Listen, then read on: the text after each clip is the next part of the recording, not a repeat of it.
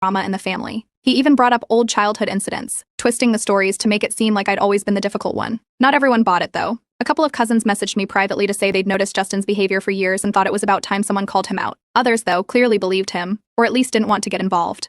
The family was splitting into quiet factions, and it was obvious at our next casual meetup. Conversations felt strained, and people avoided bringing up the dinner entirely. The real shock came from Dad. At a small family gathering, someone made an offhand comment about how touchy things had been lately. Before I could say anything, Dad spoke up. He calmly told the room that Justin's behavior had been unacceptable for years and that I was right to call it out. You could have heard a pin drop. Justin froze, looking like he'd just been slapped, and Mom's face went pale. She tried to laugh it off, but Dad didn't let her. "It's time we stopped pretending like this isn't a problem," he said.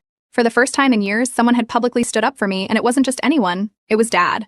Justin's response was as dramatic as you'd expect. He stormed out of the room, muttering about how no one in the family appreciated him. Mom went after him, leaving everyone else in an awkward silence. Later, I heard from Julia that Justin had gone on a rant to her about how I was ruining his life and turning the family against him. She told me it was ridiculous, but it still stung knowing he was escalating things instead of owning up. Mom doubled down, of course. She called me again a few days later, this time with an almost pleading tone. "Justin didn't mean it like that," she said. "He's just feeling overwhelmed right now." She even brought up some financial struggles he'd been having, as if that excused his behavior. When I didn't budge, she got defensive. "You're blowing this out of proportion," she snapped. "Do you really want to break up the family over this?" That was my breaking point. I told her, as calmly as I could, that I wouldn't be attending any more family gatherings unless Justin apologized, and not just some muttered, insincere apology like the one at the dinner. It had to be at someone else's expense.